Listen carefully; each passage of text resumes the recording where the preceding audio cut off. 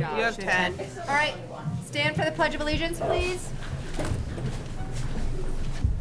I pledge allegiance to the flag of the United States of America and to the republic for which it stands, one nation, under God, indivisible, with liberty and justice for all. Thank you. Call the meeting to order at 6:34. Approval of the agenda, please. So moved. Second. Any changes, additions? Okay, I have an addition. I'd like to add a 7.5 right before the innovation project vote, where I'd like to review the homestead education tax rate calculations. We have hard copies. It was also sent to you electronically. We'll just pass them out now so that you have them when we get there. Any other additions or changes? All right, go ahead. Stuck on the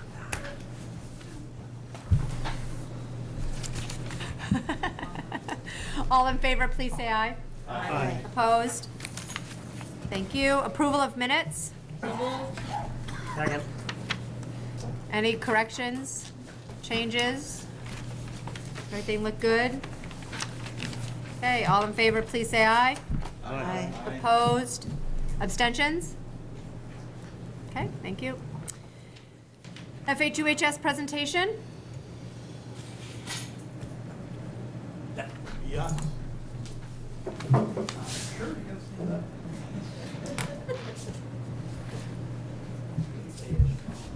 Since I know he's at a soccer game, because when we asked some of the students and student council to come, those members who were going to come were at a soccer game tonight. So, and some of the other students that were asked to come didn't want to come because it's a tough topic. And before we get into the presentation, I want to introduce you to Melissa Hoyer, who was our SAP counselor here at school. SAP counselor is our student assistant program counselor, director. And when I am introducing Melissa to students, I'm saying what you say to her is completely confidential. And the only time that she would either talk to me or your parents even is if you're going to be a harm to yourself or others.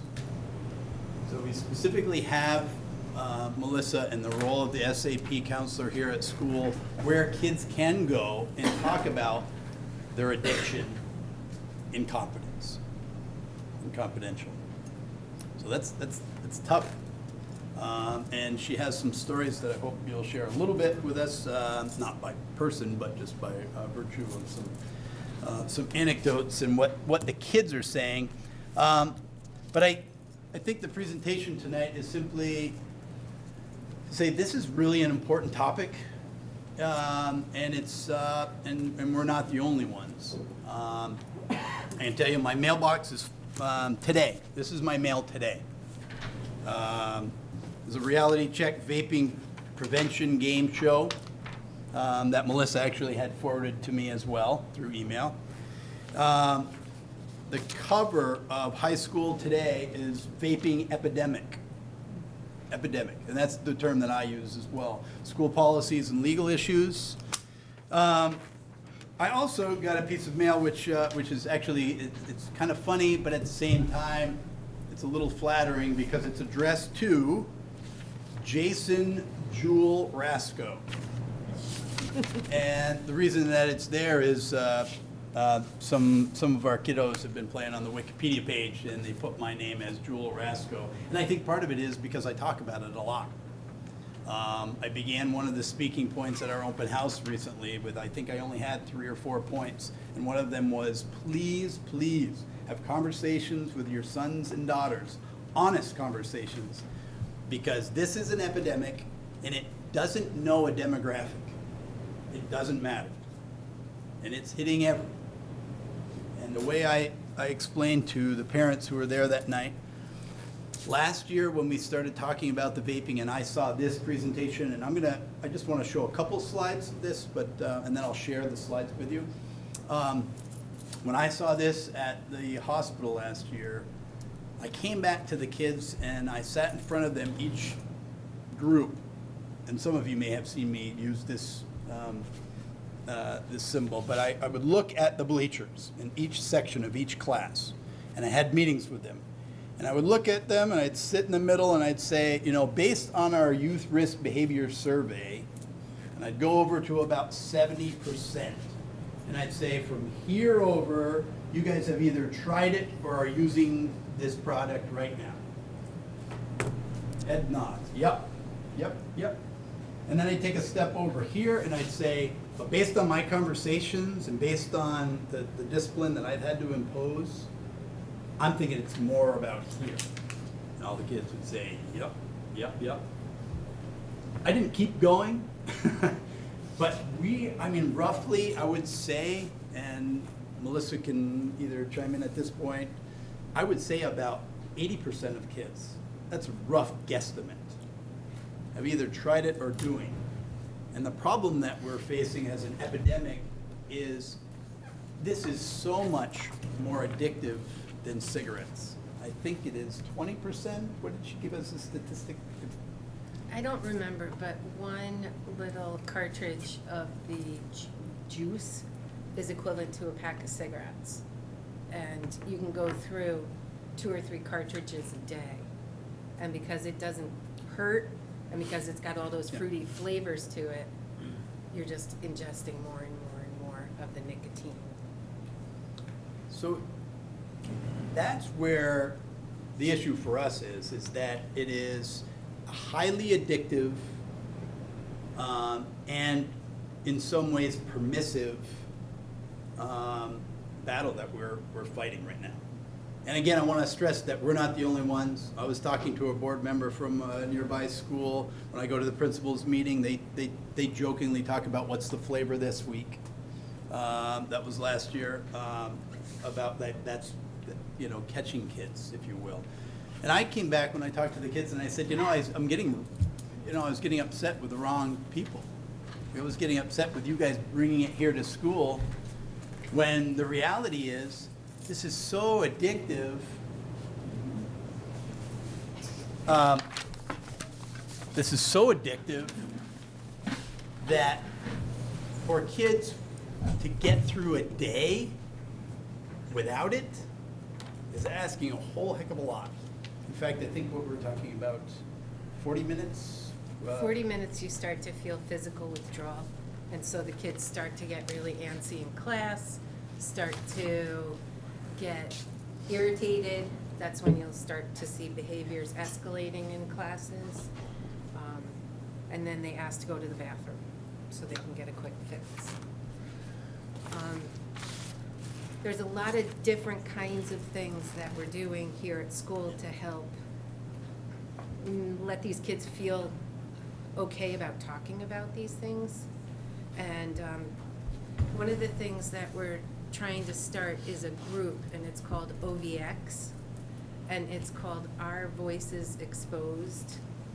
And part of what that group's purpose is to give kids power and give kids a voice to be able to say, we're being manipulated by all these big tobacco companies, that this stuff isn't okay, and instead of you thinking it's okay to manipulate us, we're here to say it's gotta stop.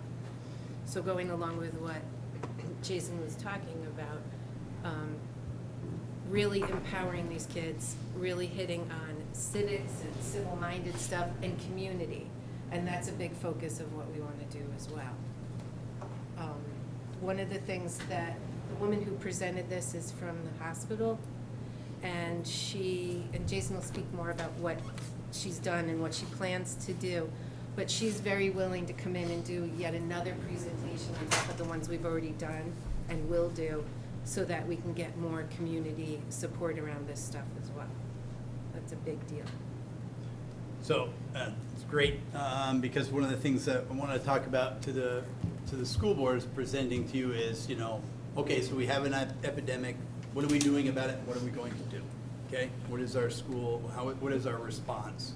And I can tell you that it hasn't been knee-jerk. It's pretty pointed. Melissa is a great resource for all students. So So as the SAP counselor here at school, and I talked to you about her confidentialness with talking to students, she was the one that ended up getting Sarah to come and present to our staff last Tuesday. That had been in the works for quite a while. Melissa has been working with our school nurse and with Casey on a grant. We received a grant that pays 40% of the cost of these vapor detectors that go into the bathroom. I forget what they're expensive. Those, It's almost $1,000 per device. per device. Yeah. And we have heard some stories about schools that are using them and the beeps that go off, and you're constantly running around trying to catch whoever it is that's in the bathroom. But in addition to those things, as Melissa had said, she runs the OVX group, and that she will be meeting with the sports teams. And one of the things that, when I talked to Allie, our AD, about Melissa talking to the sports teams, I think there's it'll go to our approach. And our approach should be, I believe, that it should come from the educating of our kids, the relationships that we have established, and the caring for them. Because right now, we're at harm reduction. We're at harm reduction, and the kids who are addicted to it right now, we need to give them a way to say, hey, we care about you, and we want to get you some help. I mean, if you go back to thinking about 80%, let's say, and Melissa and I were talking about this, if we said, okay, what if on this day we said, we're gonna grant you amnesty and you're gonna turn the corner and you're all gonna stop and nobody's gonna bring anything to school anymore. We would have a huge population acting erratically because they would be suffering withdrawal. And we just we wouldn't even know how to handle that, to be honest with you. And so even Sarah in her presentation to the adults said, yeah, we don't have those means right now to handle that much. So what we do need is we need to wrap around these kids, support the kids in a way that's going to say, hey, we care about you, and we want you to be forthright with your parents or an adult. And so that's the plan going forward, and I'm going to talk more to the student council because I want to talk about all the things we've done. But that's where we're going to. We want to make sure that those relationships that are happening, whether it's with a teacher, whether it's with Melissa, whether it's with your parents, and hopefully it's with the parents. And we want the kids to acknowledge first that they might actually have a problem. That if they can't get through an entire school day without vaping, then, hey, let's actually have an honest conversation with ourselves, me, to say, geez, I can't do it. And maybe I do have a problem. Maybe I should. And so reaching out to an adult is kind of one of our first steps. There were some things that you talked about, like some of the kids. What did they say recently? Just to give you a little background on me, I've had about 6 or 7 years of substance abuse inpatient and outpatient work as well, and worked with kids from mid-teen age to adults in their 70s and 80s for some of them. And so with specifically around vaping, I have talked with a couple of kids who acknowledge that they really do have a problem, and they are saying, I want to stop, but I can't. They have given their devices to me, and then maybe an hour later come to me and I need it back, I need it back, I need it back. And we talk through that, and then we go do a couple laps around the track. And it just kind of shows and models that, okay, you're gonna have these feelings, but we can get over it. And it really is a true addiction that they're battling at this point. I had a crazy, a high school kind of drama situation with a couple of kids today, and I called about 6 people into my room to talk about it, and it was all focused on the vaping. And it was, someone went through my backpack, took my Chromebook so they could charge their vape device thing, and someone took my device, and this one did this. So I called everybody, and I'm like, this is number one, just unacceptable behavior. But look at how you guys are all acting around this. And a couple of them are on sports teams, and none of them at first were willing to talk about it until I explained that under certain criteria, I have a different confidentiality. And then they stayed, and we really had the beginning of a pretty good conversation, and someone was laughing at something someone said, and we started to shift that to, wouldn't it be better if you helped them see what that was like, so we can really support each other in making this a healthier environment? And then when we all agreed again that it is confidential, because that came up over and over again, because they do not want to get in trouble, they agreed that we would meet weekly. And so there's going to be 6 of us that meet once a week to do a small group on what this is looking like. And I can't stress enough how the whole idea of supporting as opposed to, you're a bad kid, and then it gets to a point where it's not even peer pressure anymore, that it really is a real issue of an addiction, and that's the piece that is going to be really hard. So, thank you for that. So again, we invited and had Sarah come in. She presented to the faculty. She's going to be back in the first week of November, and she's going to do this presentation in smaller groups to each class. And she also said that if we would like to have a community forum, she would be happy to do that here in Fairhaven.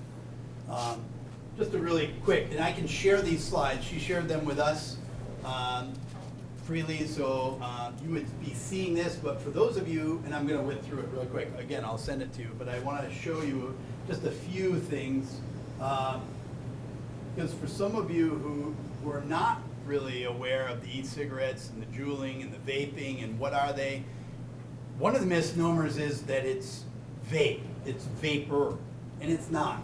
It's aerosol, okay? So the kids who are taking in, and sometimes there's this misnomer for kids, if they think it's vaping and just water, vapor, then it's innocent, and it's not. It's aerosol, and so trying to get kids to even think about that in terms of, okay, what are you putting in your body, okay? I had one of the athletes today tell me that they believe they perform better after taking a couple rips off of their vape device. We also know that the vaping and the vaping devices, kids are also dabbing, and that's when you're using the THC in those. There's some other slides. There was a couple others that I wanted to show. One of the things about the withdrawal is when I'm talking to kids, and Melissa actually talked about this a little bit in her anecdote, was that I said, right now, it seems to me that whenever there's a disciplinary issue with a student, it seems out of whack. Their reaction to it it doesn't fit, okay? So for instance, like if you were giving somebody a detention or a lunch detention, and then for something that they did as opposed to a suspension for something that they did, the reactions you would expect from this example to be something small. Oh shoot, I don't get to hang out with my buddies, or whatever. Or a suspension. Oh, you would think it would be bigger. But they're all kind of out of whack. And to me, I'm not the expert here, although my middle name is Jewel, but I think that it has something to do with this. And it's and the kids need, and when we talk about this, their addiction to it. There it is. It's not water vapor. It is aerosol. People have probably seen the, and this is the part that I said I was getting mad at the wrong people. This is what they're putting into their bodies. It's flavorful. It's it tastes good, from what I'm told. It's all this yummy flavor. And so the kids who think that they're doing water vapor and something good, and it makes them feel good right now, makes them play better. I mean, how do we, you know, it's a huge issue. I mean, look at those. So you can see the kinds of brands that they're targeting and going after, right? Right, and it's all specific to teenagers and youngers. Yeah. This isn't catering to a 30 and over crowd here. And that, of course, is a little shocking because these little devices have to be charged, and you can charge them in a Chromebook or whatever. These are some of the examples of them exploding. So anyway, this is the slideshow that I can give to you. And Sarah is happy to come in and present either to the school board, I think, or in a community She's forum. happy to do Yeah. anything. Yep. So that's one thing. She'll be back and speaking to the students. Here at school, in addition to Melissa in our health classes, Jen Clement and Christine Main are teaching in health and adulting classes. You know, how do we combat this? Educating them about it, and also talking about healthy alternatives. I was in a couple of classes, and they were, you know, coming up with plans that they could do for healthy alternatives. Administratively, you know, we're maintaining, and we're monitoring, the paying attention, and the increased, you know, travels to the bathroom. If anybody were to see the cameras, you'd see me on a daily basis jumping into bathrooms all over the place. And we had the dogs brought in twice last week after a few incidents. I met with the student council on Tuesday to talk to them about, hey, I need your help here. We need your help. What do you think we should do? They've had some plans. And I am going to look at the consequences right now, but of course, and you know, they're kids, and they want to fix it right away, and their solution was, I think, increasing. Well, I know it was increasing the penalty for everything, just across the board. Let's just increase everything. And we know statistically that, you know, that's not the answer. The answer is not to, you know, come up with stiffer penalties, but to maintain penalties, to maintain consequences. But I did tell the student council that I was going to look at them. And I'm going to look at procedurally, what is it that we do, and let's look at the other schools around too, because all the other schools, well, I shouldn't say all of them, but the ones that I've spoken to, they're dealing with the same thing. Same thing. And last week, I spoke with Sarah, and she's from Rutland Regional Medical Center. And then at the end of last week, I met with Sarah Roy, and she is Department of Health. And everyone across the board is saying that there is no real treatment at this point, because this has just kind of snowballed and become such an issue so quickly and so intensely that it's hard to keep up. And the more dialogue that we have with everybody, and the more everyone is open about talking about it, right now is the best way to help combat this overall. So our next step is I'm going to be meeting with the student council this Thursday. I'm going to share with them that I presented here, that Melissa and I presented. I'm going to talk about the next steps that we're doing.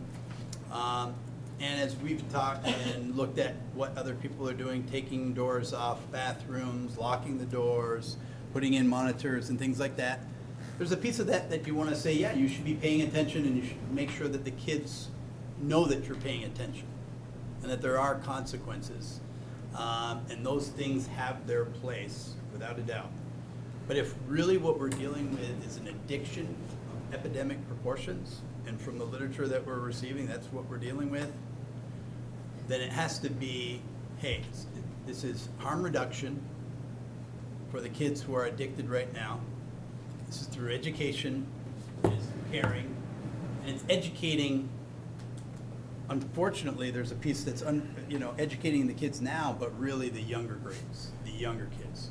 And that's really what should be our focus and target right now. We really want to hit them, because right now with the kids who are addicted at the high school, right now it's harm reduction and giving them a way out. And the way out should be from the adults who care about them, and we want them to get help, but also know that still there are consequences, and there will be consequences. But we want to get them to a point where they can say, do you think you got a problem? Maybe you do. And maybe the first part of an addiction or an addict is to say, maybe I do, is to even think in that term. Think of, I might need help here. Got a question, please. Yeah. Actually, I had two questions. My first was what you just sort of touched on is, are we starting to give this type of program to our 6th, 7th, and 8th graders in all of the schools? And I know you're focused on the high school, but has that been shared with those grades? Or? So Melissa talked about an OVX group here, but go ahead. Yeah, and talk there's about also the a other. VCAT group, which is Vermont Kids Against Tobacco, and that's focused more on middle school level. And part of what the district-wide social emotional learning is focusing on is making good choices, getting connected, and being parts of healthy groups, because the best way to combat things like addiction and other bad. I know, because I talked to my kids about vaping, and they said, well, what is vaping?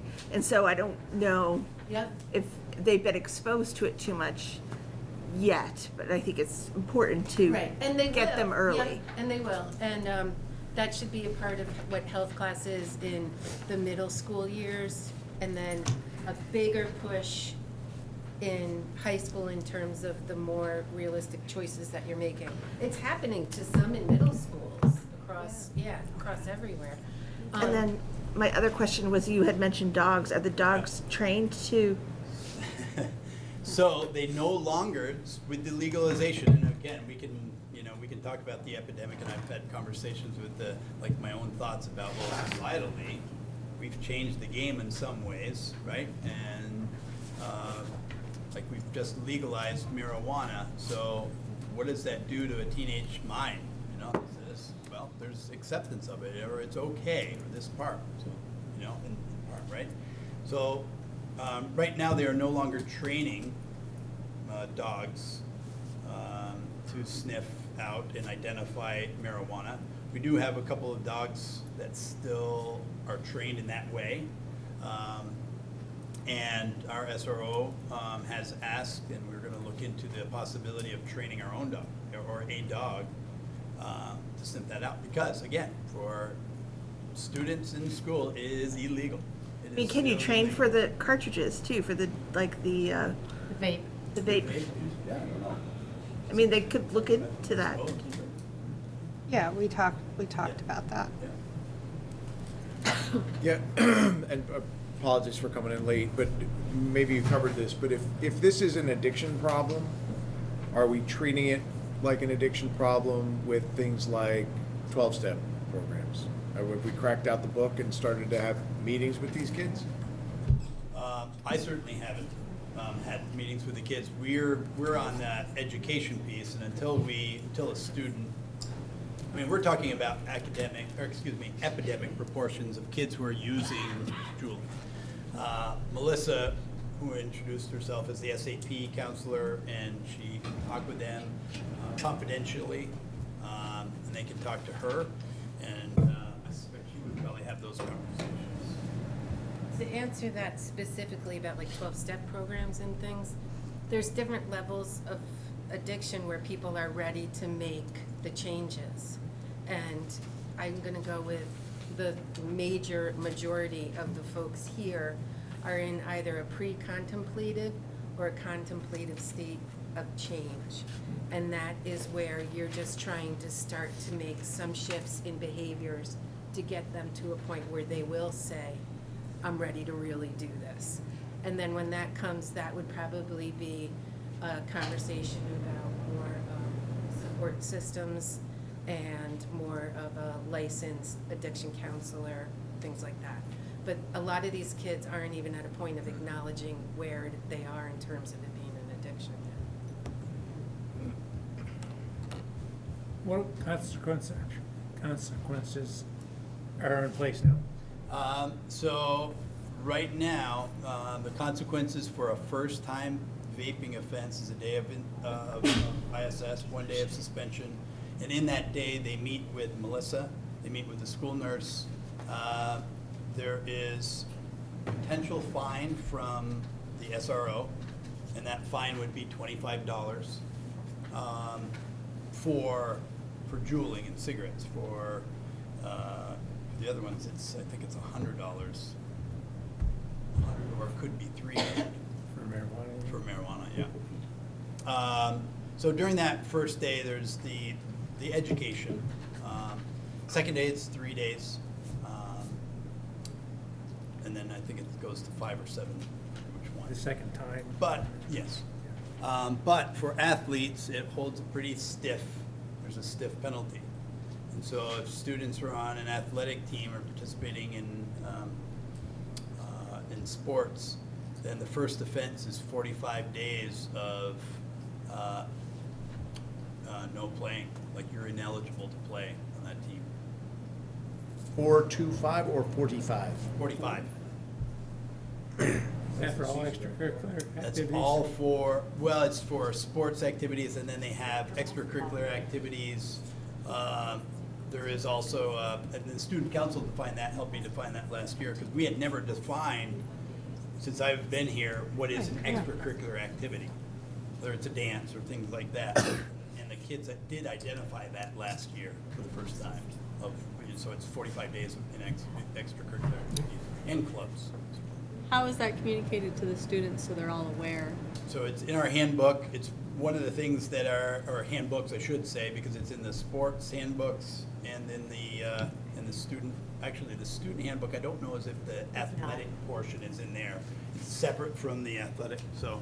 Do you find the students are aware when you tell them the consequences? Are they knowledgeable that that was what they were going to get for punishment? I don't know. I mean, my conversations are limited in that regard as far as like talking to the kids when they get the consequence. Usually done with Kate, the assistant principal, or whatever. But I would say that at the beginning of every year, when we talk to athletes and go over, hey, you're expected to know this. Here's the handbook and things like this, and we ask them to read it, just like we do to the student handbook. We send out the thing for all parents. And this year we'd asked teachers to say, call home to make sure that you're introducing yourself and saying, hey, can you fill this out and sign it, that you've read it and acknowledged that what's in there. Unless they're going over it page by page with every athlete, and I don't know if that's happening. I would say I doubt it, that part's happening. Pretty easy to find on the website. I just wanted to know that students understood it, yes, the information's out there, but did they realize that, like posters in the hallway or something where they are going to see it more? Most kids I've ever talked to know what happens if they get caught. Do? Yeah. Everybody realize what they know they're going to be in Do serious we trouble. test them? We can't, but one of the things that we used to for kids previous when I was the assistant principal, and we talked about like we want this matter to be as a health issue. And we would say to the parents or guardians, saying, look, Johnny or Susie got caught doing this. We could reduce the consequence if you were able to go, if you go on your own to a doctor and have a conversation there. We don't need to know the results. All we need to know is that you brought them there for a screening. And then that way, and so we were trying to put it where it belonged to find out if we had an addict or somebody else that we could support here. But we can't. I was just concerned about kids being in kind of a bad situation where somebody else is doing it. Yeah. and getting lobbed in there without any kind of, you know, Yeah.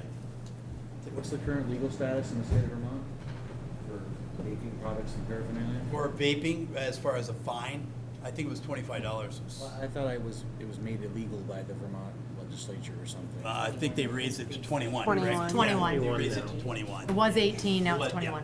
Yeah, It was 18. yeah. So high school seniors. They went back. Legal. No, it was 18, it's now 21. So you have to be. Yes, yes. Yes. Yep. And I don't know if you're aware, just kind of a little, but the vaping shop down the road here got broken into a couple of weeks ago. And there was, what'd they say, I think that like $5,000 worth of something to that effect. There was a lot of money that was. At the Four Corners? Yes. So, I mean, this issue raises other issues. You know, At the Four it's Corners? tough, but we are addressing it glass as much shop? as, you know, we can, and we'll continue to do so. You didn't know that was a vape shop? Okay. I got one, excuse me, one question for you guys, and then I guess one question for the school board generally. Number one, have we identified any particular at-risk populations in the school, or is it just? No, it everyone? knows no demographic, as in the presentation, like it Okay. knows no. So that's the first thing. The second thing is there any push among school boards, either the state organization or individuals, to push for banning these statewide? I know there was some legislation that was kicked around recently about banning them statewide, but is that something that the school board associations have put their weight behind? I don't know that for a I don't I think so. it's only been banning the juice, not the actual vape pen. It's better than That's what the nothing. push has been, to get rid of No, to the ban the product. fun flavors. Yeah. To only make it tobacco flavor, basically, is the only thing you can get, not all Right. the fun stuff. Yeah, Right. that, I don't know if the VSBA has been No. behind, I don't Yeah, I think don't- the School Board Association has been behind that at all. That's come from I mean, there was. legislators. Has there been any support for it from the school boards? I mean, it seems like it's Right. hitting the school populations obviously harder than anybody. You know, I mean, so maybe that's something we can, I don't know if we could pass a resolution in support of any legislation if Right. it comes up. Yeah. Would you be open to having OVX and VCAT kids come and maybe be a part of that meeting, since it's. I can barely hear you. There's like a jet engine in the background. Would you be open to having OVX kids and VCAT kids come to be a part of that discussion and help be a part of that plan? I certainly wouldn't have any objection. Yeah, I think that'd be great. Okay. All right. That'd be great. I will share these slides with Chelsea, who will then share it with everybody. Yep, you can do that. So I'm going to correct Jason. It is a 10-day for first offense of extracurricular. Second offense is 30 days. I don't know what the That's just for vaping. cigarette / vaping. Yep. Yeah, that's just for nicotine. Oh, right. Not, Right, So I- not I- for not marijuana for or marijuana, anything like that, right? Yeah. that's Correct. 45. Dabbing. Yeah. Correct. sports, that's including sports. That's, 10 days of extracurricular. That's including sports, though. That's Yep. all part of Yep. extracurricular. Yep. Thank you. Thank you. Thank you. Thank you. Oh, the public left. Oh, there's a public. Any Kim. comments? Hey, Kim. Correspondence? Nothing? Nobody writes us letters. Nobody wants to talk to us. Okay. Committee reports. Finance Committee. You just need warrants. Rather than us Okay, going to- We just met, and really just started talking about some of the budget priorities. There was some discussion about some of the class size data. The one thing we did do is we were gonna have a discussion about the bond process, and we put that off until our next meeting, because we don't know where we're headed with that as of yet.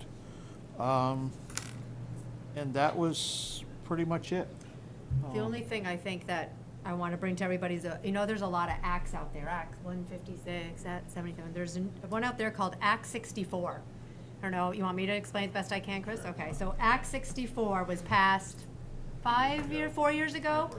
Had a lot to do with agricultural runoff into our streams and lakes and all that kind of stuff. Well, one of these things, part of it was about paved parking lots, and it includes your roof as part of the kind of footprint. Impervious. Yeah, right, that's looking for, that are 3 or plus more acres in size, need to be redone to accommodate stormwater runoff. The drainage needs to be fixed. And we have 2 schools that fall under this, Castleton Elementary School and the high school, to the tune of millions of dollars that we are responsible for by 2022, Right. 2022.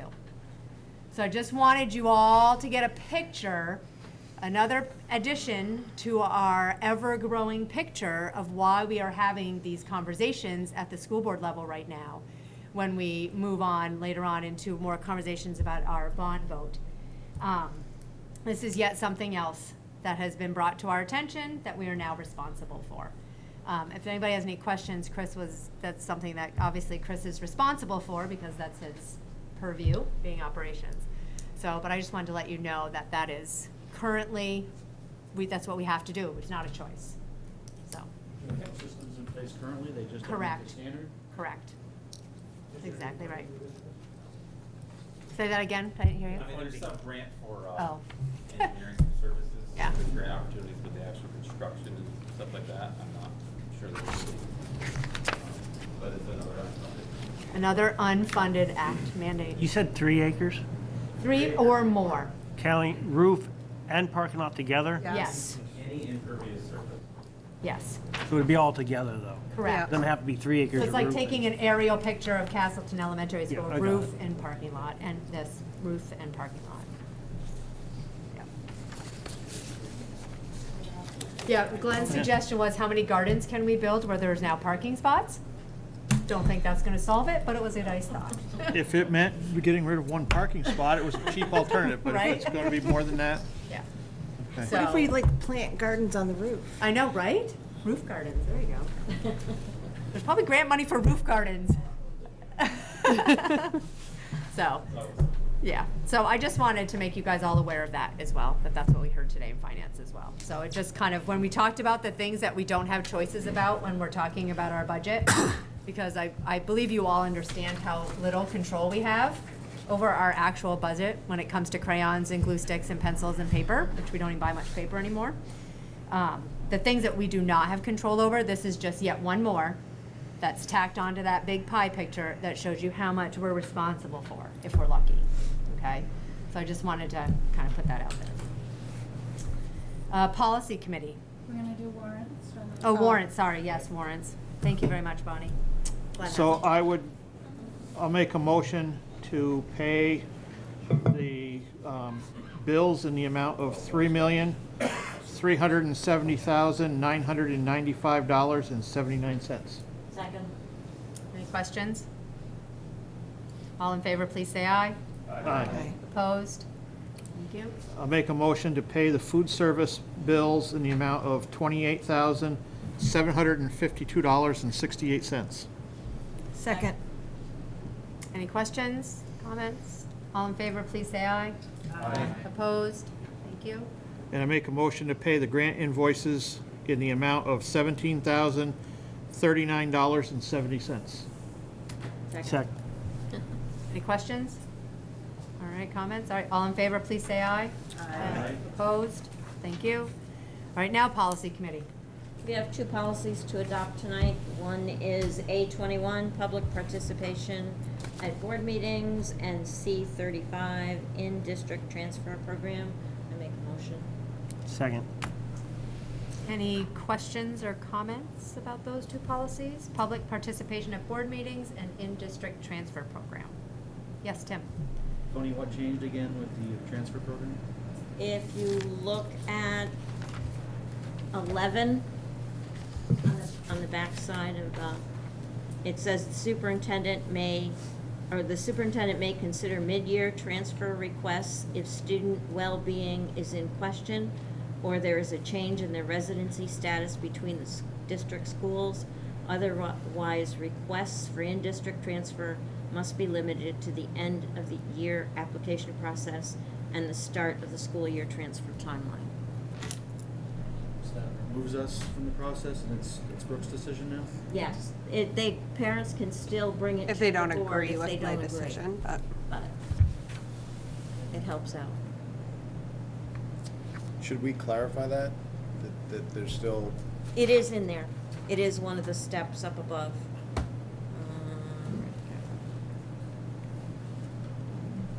Number 9.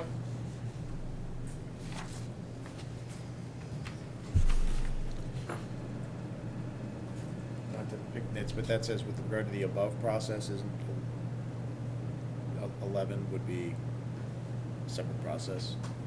I'm just trying to make sure that the parents understand that we're talking about. I think it would also follow the chain of command, you know, if parents disagree with my decision now and pretty much anything, you know, they're able to come to the school board if they follow the chain of command.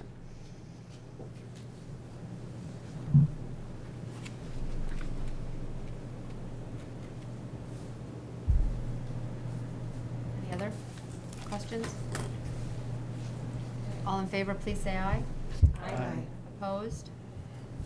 Thank you. Okay, tax rate calculation. So we passed around the homestead education tax rate calculation. So we can have a moment, go ahead. Oh, Trevor needs one. Oh, Did they end up at the end somewhere? Right here. could I have one? I think Dave needs one too. Dave, do you need one? Yeah. This is something I emailed out to you last Thursday, I believe. So this is something Cheryl and I worked to put together based on the kind of straw poll that we heard at the last meeting where everybody was in terms of combinations. There might be one combination that's left out, but generally speaking, those were the overwhelming types of combinations that you all talked about. And so what Cheryl was able to calculate is the expected, you know, increase in taxes based on each of those scenarios. So, and Cheryl, you can also, chime in, but option 3, that's the one with the middle school. That is the only one with the current structure that you would actually have cost savings in terms of personnel and building use. If you do not have the cost savings in terms of personnel and building use with the other options, unless you were to close several schools or a couple of schools. So that's based on the current situation. And I don't know how many of you have had time to review this. So you will note on row 10, that's the projected increase on a $100,000 home. And then, like we had discussed at the last meeting, about almost 80% of our tax base is income sensitized. So that's what lines 11, 12, 13, and 14 refer to, the amount increase based on the cost of those projects for those individuals. Now, this assumes expenditures are flat, and these are also, if you look at the personnel reductions and less the cost of operating Castleton Village School, those are conservative numbers. We actually believe those are higher. It's just, we would want some time to refine those calculations a little more. The other piece is we don't have the rental income in there because we actually need to go out and get a commercial realtor and figure out what that rental income might be. So, so there's pieces that aren't on here. This is an estimate to give you a general idea. Cheryl, did I leave something out? No. Okay. All right, any questions? Rick? Down at the bottom of the page, 1, 2, and 3. Yep. So I see 3. So we've decided to go with the 2 boxes. So you build for a 3, but you go with a 2. So right now, that's the leadership Yep. team's recommendation is the 2-pod structure. So that's what this is based on and if folks are going to tell us differently, then there would be less of a savings. I didn't know you decided that yet. Yep. I think that all depends on the number of students we have, right? Ultimately. Right, but based on our enrollment calculations and Projections, projections, That's what it's we think based it's on. very doable To do in a two-pod. two-pod structure.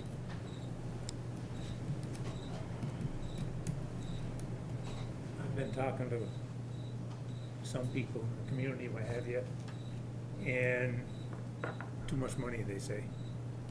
I don't know how we can adjust that.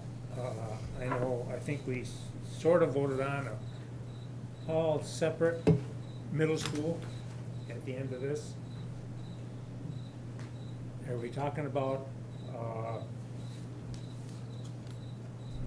going back to some prints I had of this, where we incorporated some of this middle school into the high school, existing high school?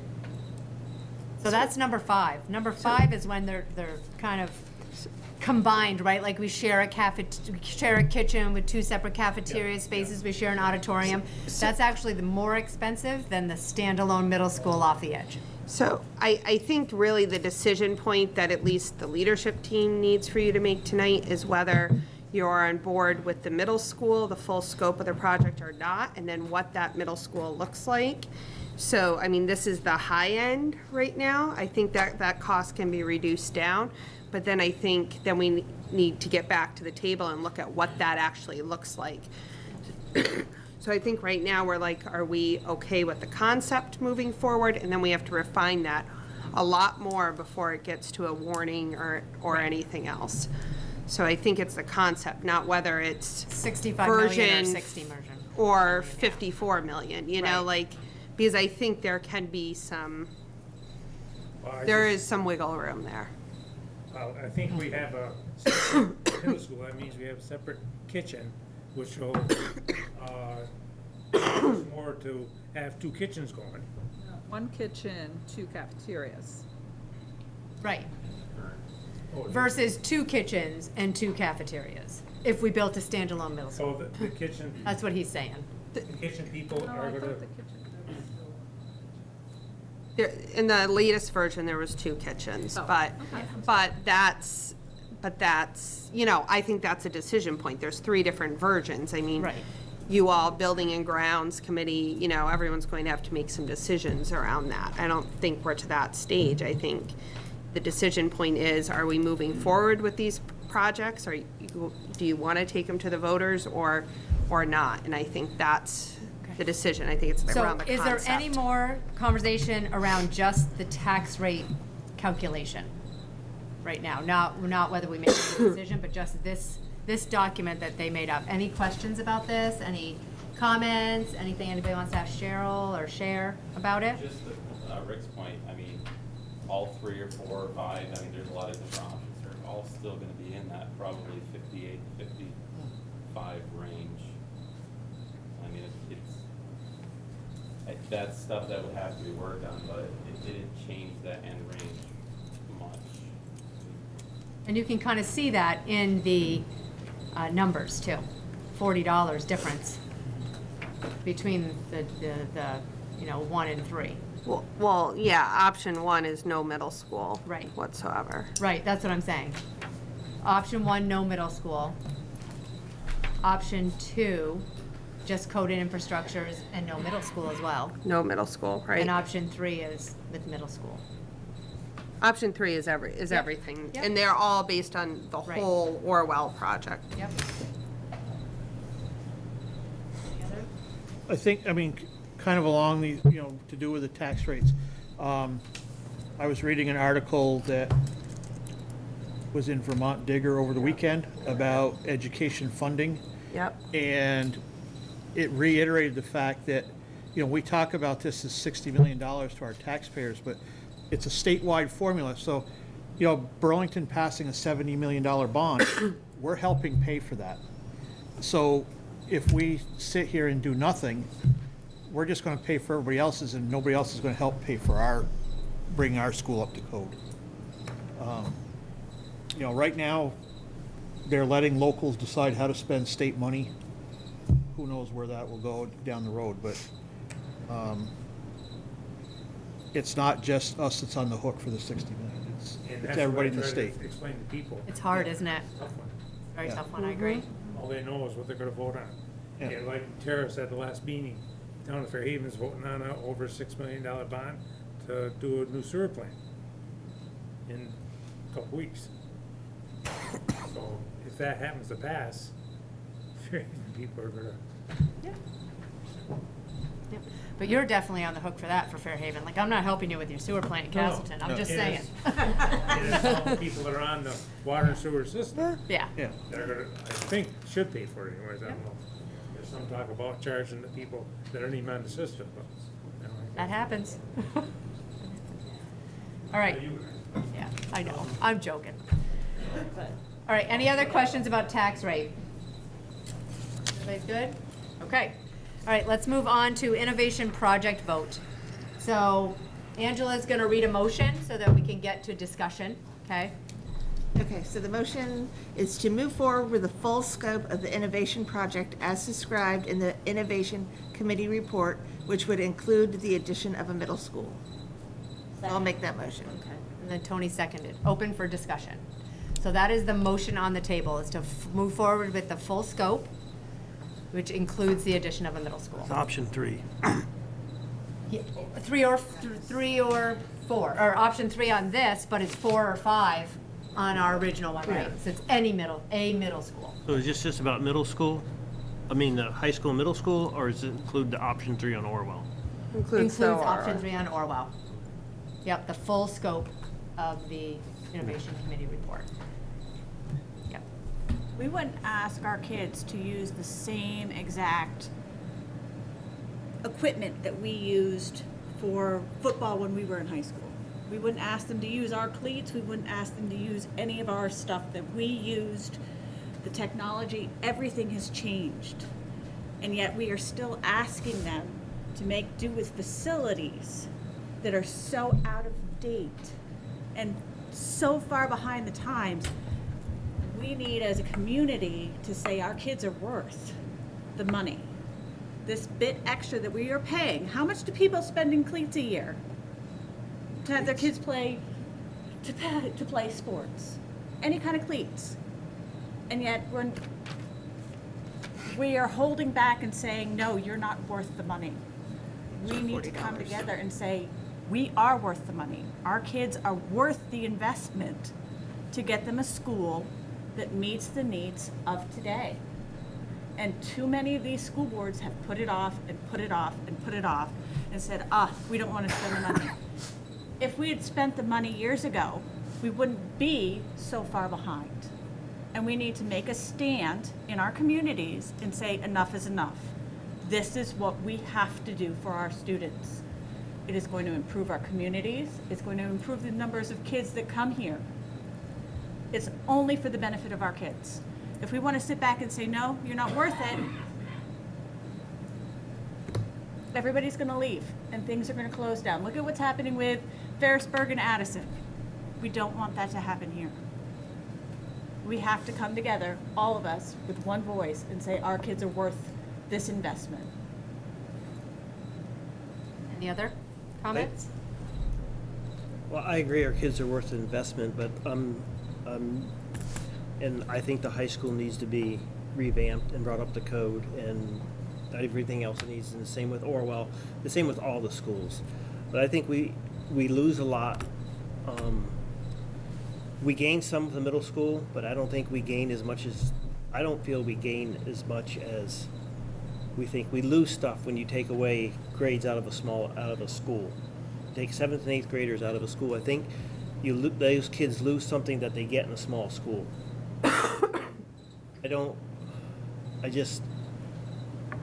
I really think for right now, I agree with doing the high school, the Orwell, and getting our high school up to standards and getting our other schools up to standards before we go and build a middle school when everything else around us is where it's at. I think we're doing a good job in our outlying schools. And I think people are going to have a big question of, you're losing population, and yet you want to build another building and take more people out of your other schools that are small. And what's the answer for that? The answer is you're going to have to close them eventually. But I know most towns don't want their school to close because you lose the community in those schools, in those towns. So that's my feeling is the, I guess I disagree with Peter in that, yes, the small schools does offer a certain dynamic to those middle school grades, but they are not able to offer all that they should be able to offer. And deliberately keeping that away from those students puts them at a disadvantage in the long run. And I don't think that as a board, after spending a year and a half contemplating a middle school project, for us to not even put it out there to the voters is fair for what we told the voters we've been working on. And ultimately, they should be the ones to make that decision, not us limiting what they get to make a decision on. Trevor?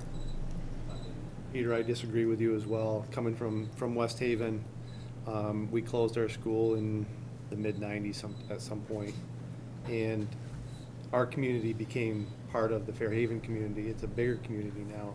It's not the same as what West Haven was, but it's enhanced. You know, the kids are able to interact with a much larger set of kids.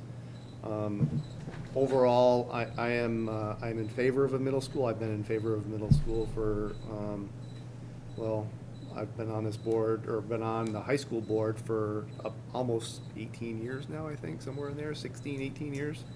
And I've wanted a middle school that whole time. I think it's from an academic perspective, it will provide our students a larger array of options. From an extracurricular activity perspective, it will provide our kids with a much larger array of options. Right now, you know, your 7th and 8th grade soccer teams, you have multiple schools combining to bring a 7th and 8th grade co-ed team when you're having to face either an all boys or an all girls team. In a middle school, a combined middle school, we'd be able to bring together a group of kids that want to play a certain sport that are the same gender that would be able to play other schools. From a economic perspective, I think that number is very scary. I mean, I think it's going to be a difficult vote to pass. But I'm in favor of it because it's the right decision. And yes, it's going to cost a little bit more money, but I think it's the right way to go. Thank you. Anybody else? Can I just, not that I want to bring up anything that happened prior to me being here, but can you just share with me what happened regarding the decision to have the middle school on this site? I'm totally in favor of middle school, but as I stated the last time we had a conversation about it, having it so close to the high school, I know is something that, as I've talked about in my community, is a concern, particularly for younger mothers right now. And so could you just, elevator speech, was there any conversation about that? Having something that's more combined. I know many, many years ago, of course, we talked about combining something with Benson Orwell and something with Castleton and Fairhaven. Okay. So the committee looked at a variety of different options. All of them would involve some type of construction cost, but then when we developed the educational specifications that really drove the work, it was about offering our middle school kids opportunities for acceleration. One of the things we heard from parents is, this is just one example of many examples, but like the opportunity to, take a foreign language, a high school foreign language if they're ready to in 8th grade, or algebra, or partner around other opportunities. And if you're not on the same campus, you wouldn't have those same opportunities. So that was just one of the considerations, but we didn't have a site in the district that would be able to accommodate everybody without major construction. So And this building needed the most work, so that's really why the focus was here. All right, anybody else? Yeah. Yeah, Josh? Been around long enough for folks to know that I'm a big picture kind of guy, and in my mind, things are pretty clear, but to put them out is sometimes a little difficult. This is a form of consolidation, and consolidation, it's not new. I was talking to my old man about it. He's dyed as wool as they come. I mean, he wears wool 12 months out of the year, and he's got a white beard about this long. But he's brilliant, actually. And, he said some really clear points that I'm not going to do justice to. But consolidation's always done in the name of saving money. It's been done 4 times in his lifetime. He could quote each one. He said never saved any money.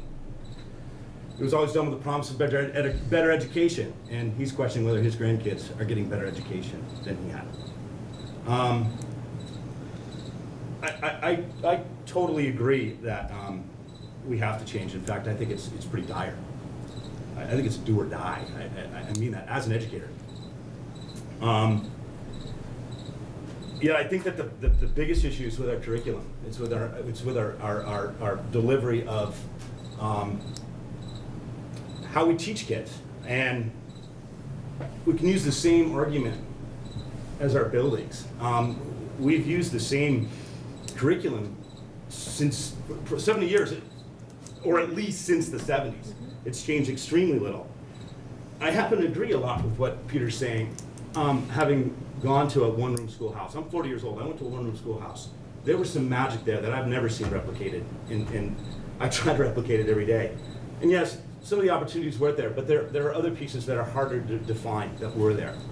So I want to know how we're going to bring that magic into a larger building where we have state-of-the-art facilities.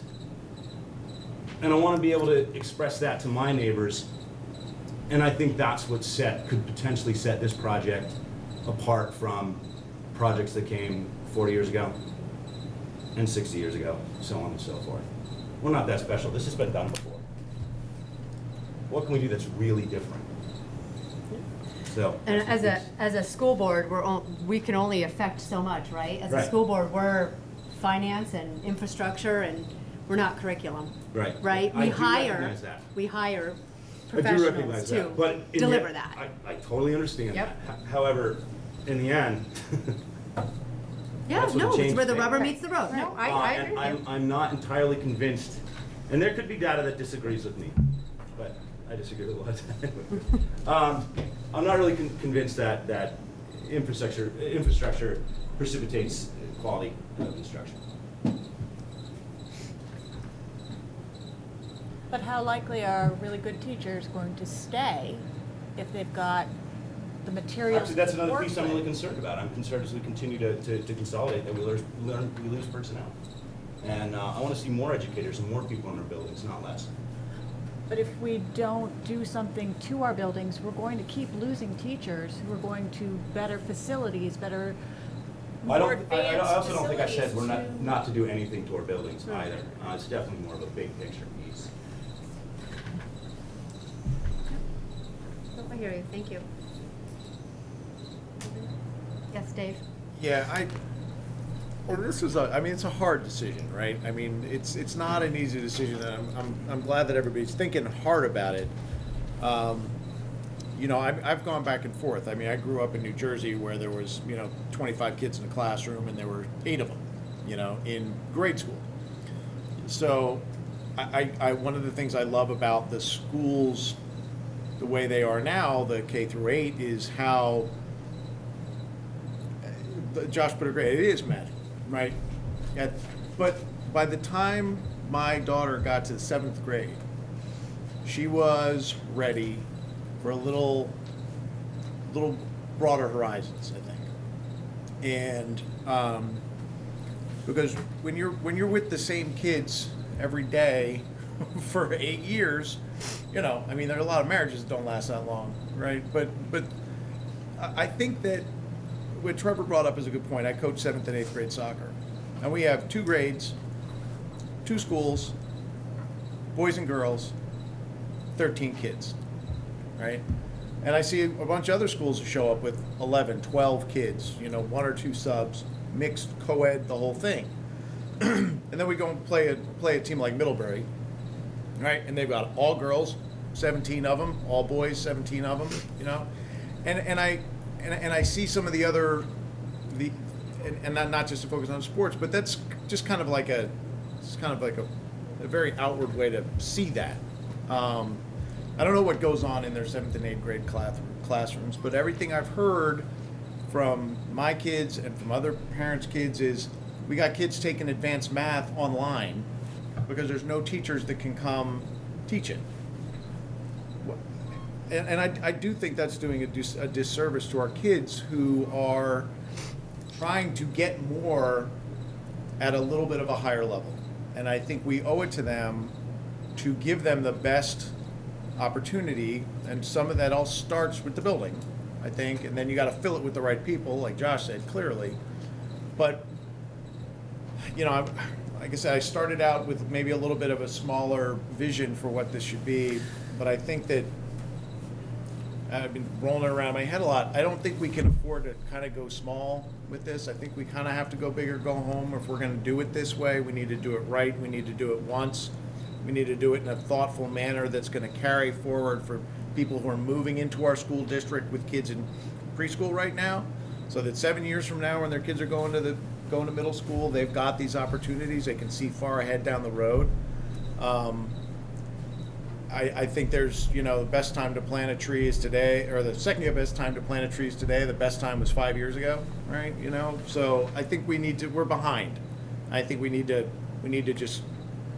go ahead and put this out there and believe that this is the best thing to do. And even if we don't believe it's the best thing to do, then just we can't undercut it, right? Everybody's got to get behind it if we think we're going to pass it. So I mean, I'm supportive, I guess, of the whole enchilada. I just don't see any other way to do it. I don't think piecemealing it at this point is going to do what we need to for our kids. Thank you. All right, I'm going to call the question. Should we just do a normal yay, nay? We probably should go around and say, because I don't want to get caught with I didn't hear everybody. Just a point of order, though, Yep. with regard to the Yep. motion, it didn't mention Orwell. I think that should be explicitly So included the in the full, language. when it says, what does it say again? The full Scope. scope of the Innovation Project Committee report includes the Okay. full scope of Orwell. All right. That's why we said the full scope, so that covered everything. Because it could potentially include some work at Aspen Elementary School. Based on Act 64. Yep. They need to add some of that into Right. the overall But work. the number would be, obviously, when you get to a warning, the number is going to be much more refined. You'll have all the details as to what's in it. I think right now it's just, we moving forward with this big concept so we can refine it some more. All right, Second that. okay. Second the motion. I don't know if you got. No, it already got Did we have a seconded. second? Tony seconded, that's why we were in discussion. Yep. Great. All right, so I think we're gonna have to go around and vote, because I just wanna make sure. You gonna write them down? You got it, Bonnie? All right, Tim, we're gonna start with you and go around. Yay or nay? Yay. Amy? Yay. Yay. Yay. Yay. Nay. Yay. Did you say nay or yay? I said nay. Thank you. Well, Sorry. you choked on your nay there, Peter. All right, you got it, Bonnie? Yep. Yep. Nay. Yay. Yay. Yay. What was Josh? Yay. Yay. Yay and yay, and then we're on Patty. Yay. Oh, that's it? In hopes that we can cut it down. Yeah. I hear ya. Yeah. It hopes we I hear ya. I hope that we're conservative, we're frugal about what we do. Yeah. Yep. All right, we're all good? All right, thank you very much. Central office report. I don't know if anybody has any questions.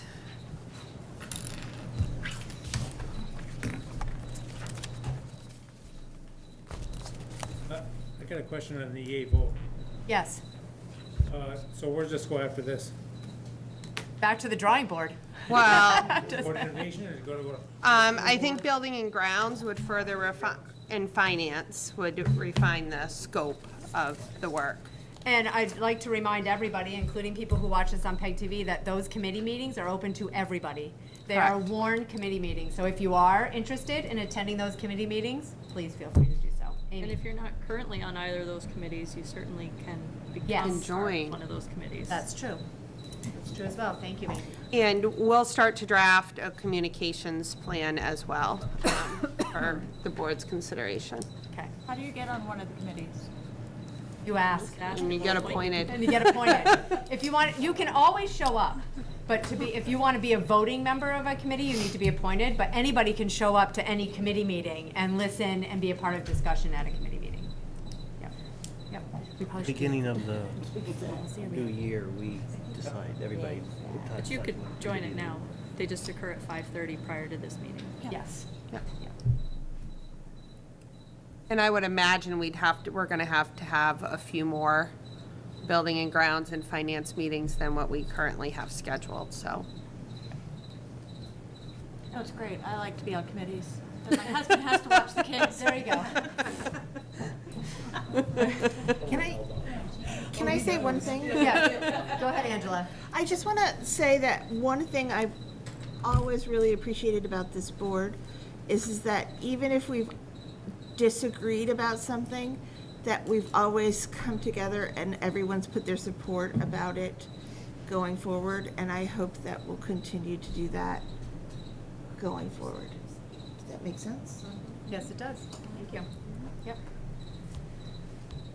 So we're still on central office reports. I don't know if anybody else got their letter in the mail. I've been getting a lot of Fairhaven Union High School mail lately in my mailbox. I don't know anything else, but anyways, the proficiency-based nights that are coming up on the 16th and both on the 16th. Are they one after another? I need my glasses checked. There's two different times. There's one that starts at 5 and one at 6. Gotcha. Okay. I would like to point out that they came in with the date and the day wrong. What?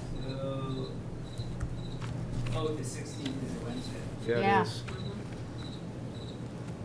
And there's a boys away soccer game that day in Virgins. Not that it's not supposed to be extremely rainy, so it's a high chance that we're not gonna play, but. So is it Thursday or is it Wednesday? Wednesday. Wednesday. Okay, Wednesday, the 16th. No, it's Wednesday, the 16th. 5 o'clock, it says 11th grade. 6 Thursday, the o'clock. 17th, yeah. Wednesday, the 16th. 5 o'clock for 11th grade and 12th grade, it says. You know what, you should put out an alert now. I'm just saying, to clarify that. That's what I would do. I'll email the high school principal. Excellent. Thank you. Thank you, Trevor. Anybody else on the central office reports? All right, other business. Any others? Others?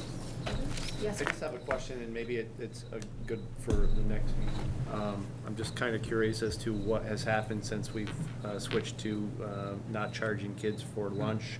If the numbers have gone up significantly, and maybe you guys have talked about it, I've missed a couple meetings, so. It's only been, Curious. it's only been 14 days. 14 days into it. Yeah, I know, I'm just kind of curious if, did we see a 10%, 20%? I just. Well, let's keep it on the radar. How's that? Keep it on the radar. There's no reason we can't. If you find something out, let us know.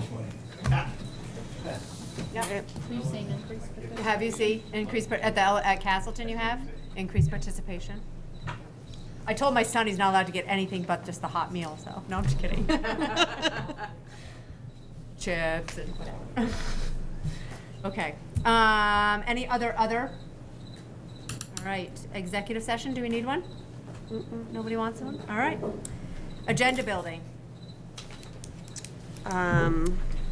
So will you put out a new kind of finance, buildings and grounds schedule? Well, I'm gonna meet with the central office leadership team and we'll refine all Okay. of that. Okay. Yeah, yeah. We might And have- it may be on some Non-school board nights. meeting nights, but Makes you know, we sense. try to always do our meetings Mondays or Wednesdays, so Okay. that's probably what we'll stick to again. But it'll definitely be busy season right with now if finance. anybody wants to be on it. Brooke, are we Yep. gonna have architects? What? Architect at a meeting? Yeah, we Eventually. will. Yeah, Eventually. probably. Yes. Yeah, as we move Right forward. up. Yeah. Yeah. That's what we gotta start, maybe the first meeting. have. Is there anybody who wants to be on a committee that they are not on right now that would like to be appointed? Yes, Rebecca. Innovation. Well, we're not doing innovation anymore. Okay. Building So and if you want to be a grounds part, or finance? so building and grounds? Okay. The So do whole we have to board appoint- is almost on building and ground. There's 9 of you on building and grounds. Okay. So do we need to appoint her though, so she can be a voting member? Or should we She's just say alright. yay? Yeah, that's You're good. fine. All right. No, any- What? aren't you on policy though? Yeah, but they don't have to, they aren't all gonna be on, if we're gonna have to pick up the pace with buildings and grounds. Right, but we do have I'm just saying the Yeah, it next has to be a meeting. quorum. Next meeting, we do have a policy meeting, so opposite building and grounds, so. Opposite building and grounds, okay. Okay. But you can come to But one, you can can, when come you're done when- with one, you can go to the other. put your Yeah. 2 cents in.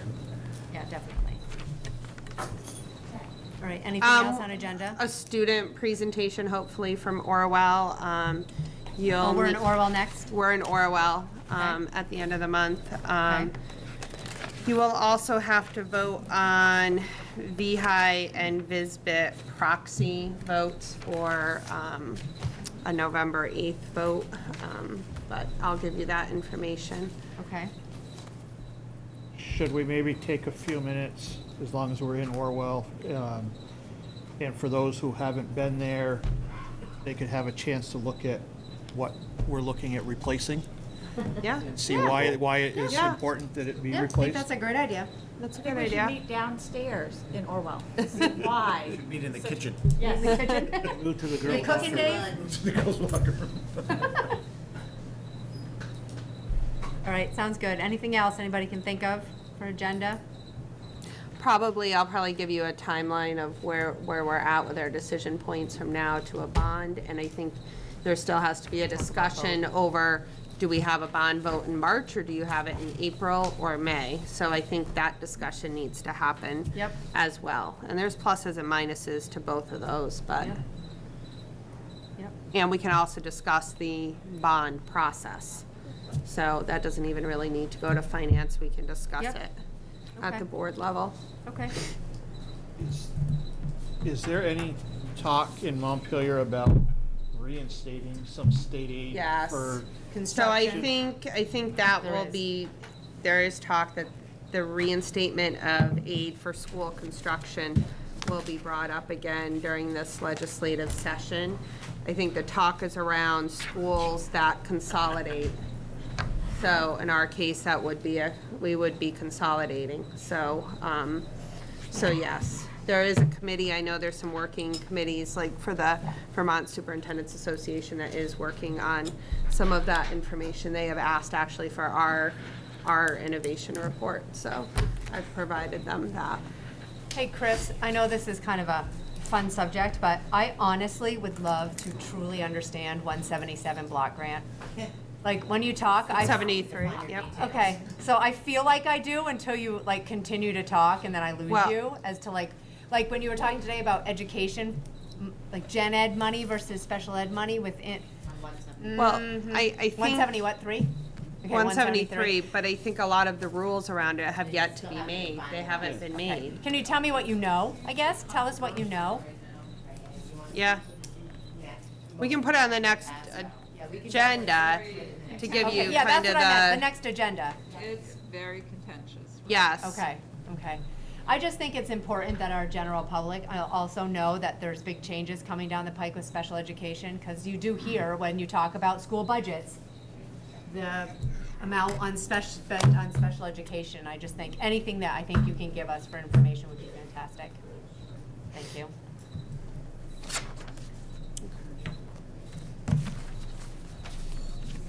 Oh, just so everybody knows too, we are going out for transportation and food bid.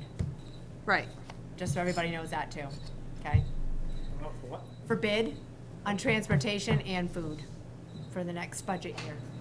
Any new bus companies, or are we stuck with the same one? We are Well, working, we we're are working working with a consultant right now, to kind of do our RFP process and to go over, all of our issues and our wants moving forward. And so we have a timeline of when we would be putting out that information. So hopefully we'll get some competitive bids. Again, going into that budget season, not knowing some of these things right now is challenging, so. All right, anything else? All right, motion to adjourn. So moved. Second. All in favor, please say aye. Aye. Opposed? You better know.